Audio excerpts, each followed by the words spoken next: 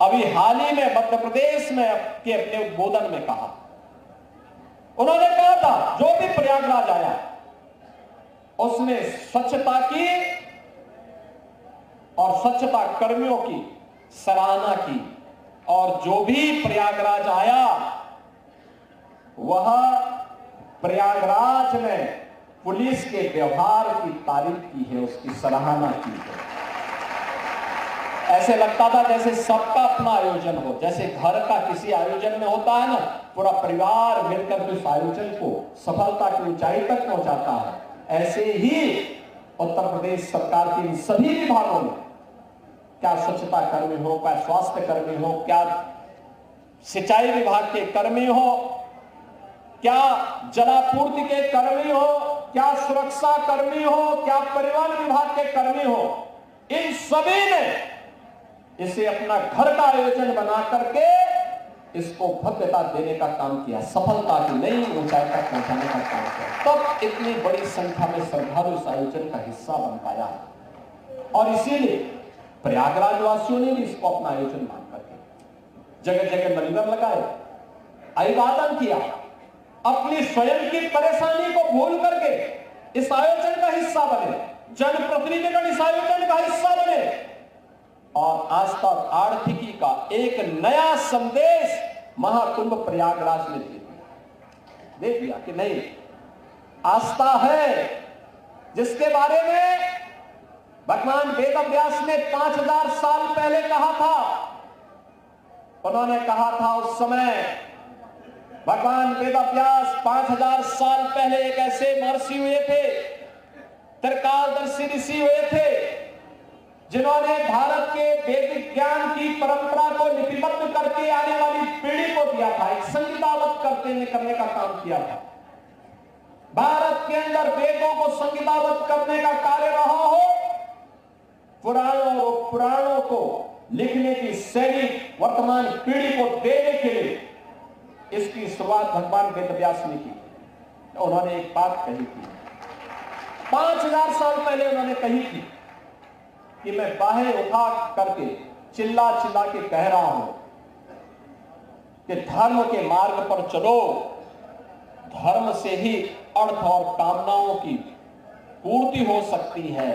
और प्रयागराज महाकुंभ ने भगवान वेदव्यास की इस वाणी को सत्य साबित किया। लाखों रोजगार मिले हैं।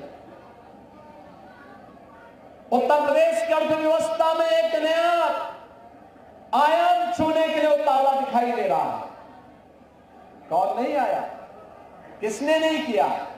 शिवालिक पार्क नगर निगम ने बनाया, जितना इन्वेस्ट किया था उससे कई गुना उसने मुनाफा कमा लिया।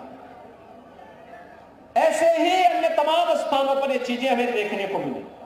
और मुझे तो सबसे अच्छा ये लगा कि जब खन्ना जी 80 साल की उम्र में अपने को कहने लगे कि अब मैं तो 60 साल का हो गया, यानी अपनी उम्र को उन्होंने 20 वर्ष कम करके दिखाया है कि अगले कुंभ में भी वह आपके साथ यहां के कुंभ में हिस्सेदारी बनने के लिए पूरी तत्परता के साथ काम करना चाहते हैं। बहनों और भाइयों, आज जब यहां पर इस कार्यक्रम का हिस्सा बन रहे हैं, मैं आप सबसे कुछ बातें कहना चाहूंगा, और वह यह कि आयोजन, घर का आयोजन हमारा संपन्न हुआ, ये बड़ा आयोजन संपन्न हुआ।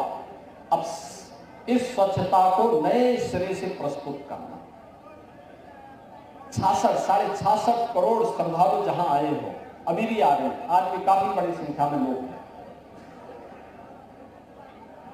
स्वच्छता का विशेष अभियान चलाना, और मैं कहूंगा आज हमने शुरुआत की है, और मैं चाहूंगा सभी माननीय जनप्रतिनिधिगण, प्रशासनिक अधिकारीगण, मेला प्राधिकरण, पुलिस अधिकारीगण, सभी लोग इस अभियान के साथ जुटे। एक एक चीज को साफ करना, मां गंगा के प्रति हमारी कृतज्ञता ज्ञापित होनी चाहिए। अविरल निर्मल गंगा बनाने के लिए सिंचाई विभाग ने जो कार्य किए, उस कार्यक्रम को अब नए सिरे से आगे बढ़ाने की आवश्यकता है। हमारी भी कोई जिम्मेदारी है। जो मां गंगा हम पे आशीर्वाद बरसा रही है, जो भगवान बेनी माता की कृपा से इतना बड़ा आयोजन हुआ, भगवान अक्षयवट और हनुमान जी महाराज की कृपा से इतना बड़ा आयोजन संपन्न हुआ है, हमारी भी कोई जिम्मेदारी बनती है और अच्छे ढंग से। अब तक हमने श्रद्धालुओं के द्वारा कहीं पे भी गंदगी पैदा की गई थी तो उस गंदगी को हमने स्वच्छ किया है। लेकिन अब शेष सामान के समेटने की कार्रवाई चल रही है। कोई कपड़ा होगा, कोई फूल होगा, कोई नारियल पड़ा होगा, कहीं पे जूते चप्पल पड़े होंगे, कहीं पे कुछ पड़ा होगा, कहीं पे कुछ अन्य घास फूस पड़ी होगी, कहीं पे तमाम अन्य मटेरियल जब पंडाल हटेंगे ये सब पड़ा होगा, इसको भी हटाने के कार्यक्रम के साथ जुड़ना पड़ेगा। अगला 15 दिन इस अभियान के साथ जुटना पड़ेगा, प्राण प्रण से जुटना पड़ेगा और सभी को जुटना पड़ेगा। हमारे सभी माननीय जनप्रतिनिधिगण, प्रयागराज के वासियों को भी मैं आह्वान करूंगा कि इस कार्यक्रम के साथ जुटेंगे तो बहुत अच्छा एक अभियान, अच्छा एक मैसेज जाएगा।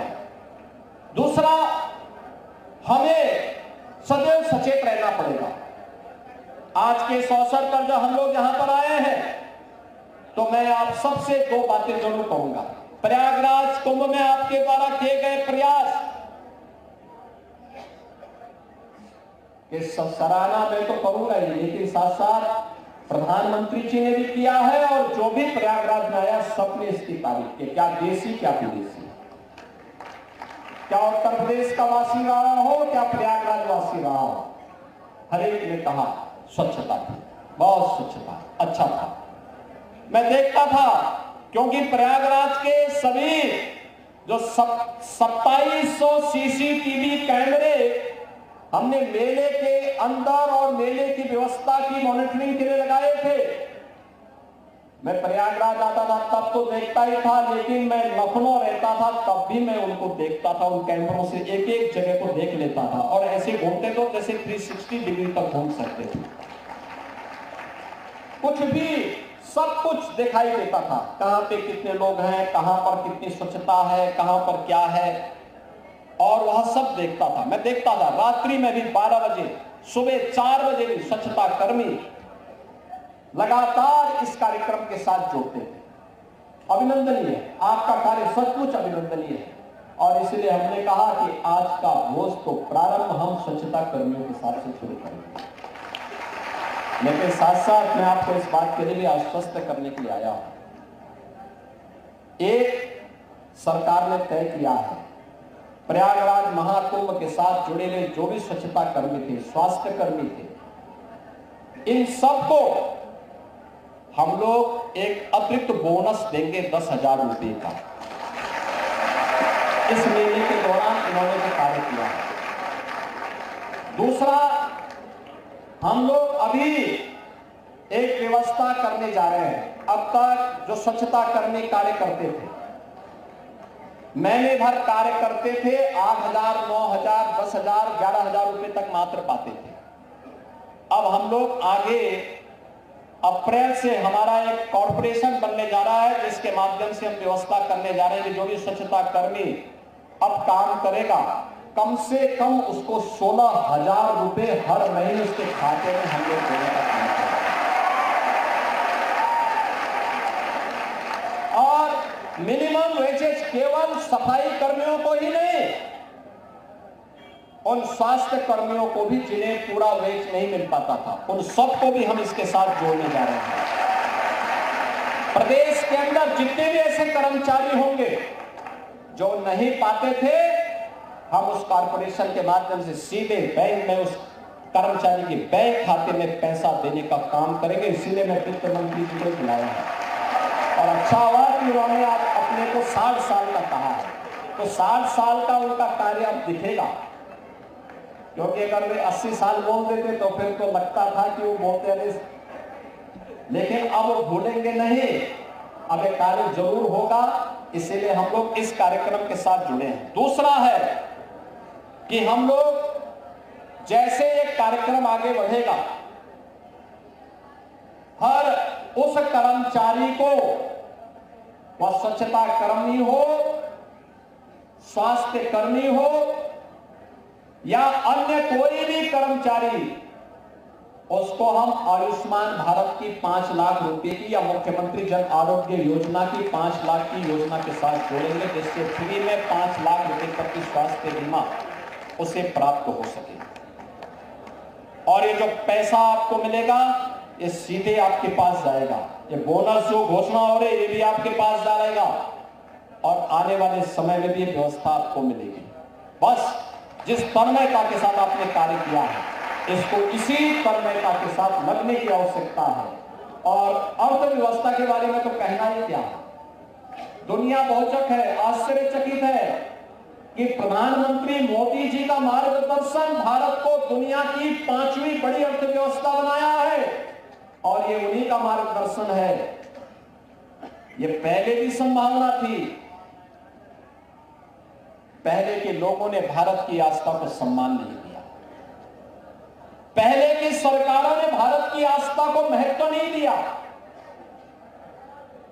क्या प्रयागराज, क्या काशी, क्या अयोध्या, क्या मथुरा वृंदावन, क्या चित्रकूट, क्या गोरखपुर, क्या नैमिषारण्य, क्या सुखतीर्थ, क्या मां विंध्यवासिनी का धाम, हर ओर आज जो एक नई आस्था के साथ साथ अर्थव्यवस्था का आधार बना है, यह अद्भुत है। दुनिया अचंभित है, लालायित है और केवल भारत ही नहीं, बहनों और भाइयों,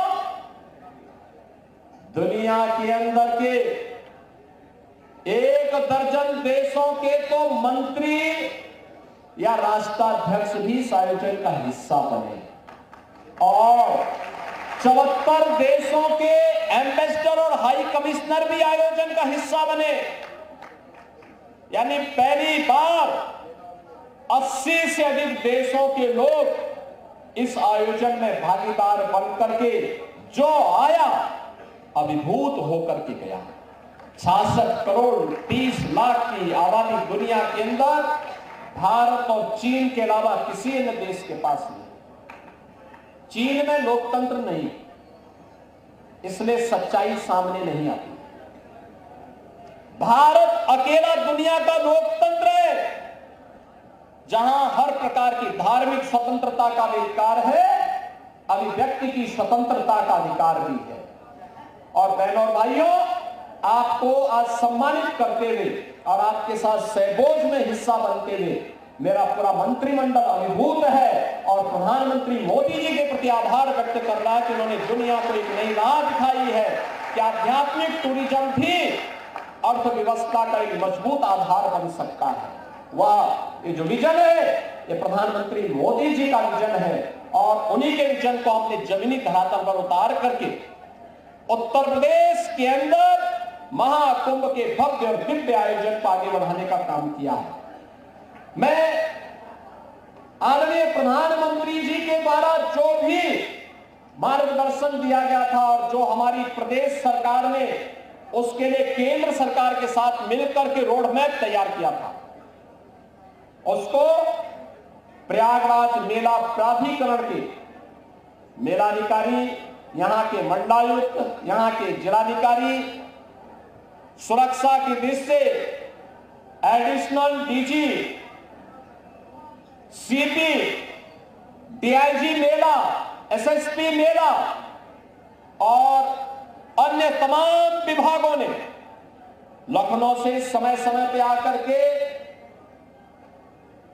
चीफ सेक्रेटरी, डीजीपी, प्रमुख सचिव गृह, प्रमुख सचिव नगर विकास, प्रमुख सचिव सिंचाई, प्रमुख सचिव नमामि गंगे, प्रमुख सचिव स्वास्थ्य या जिस भी विभाग के प्रमुख सचिव से एमएसएमई, जिनसे भी कहा गया, मैं रात्रि को 10 बजे कहता था, सुबह में जानकारी लेता था कि वे क्या आगे उनसे क्या पूछा जाए, तब तक पता लगता था सुबह 6 बजे मुझे रिपोर्ट मिलती थी कि फलाने प्रमुख सचिव प्रयागराज पहुंच गए, प्रमुख सचिव नगर विकास, चेयरमैन पावर कॉर्पोरेशन, वो तो यहाँ मंडलायुक्त भी थे। 2019 के महाकुंभ के प्रयागराज कुंभ के आयोजन को उनके यहां पर जब ये मंडलायुक्त थे उस दौरान वो आयोजन हुआ था और उस दौरान इस बार भी समय समय पर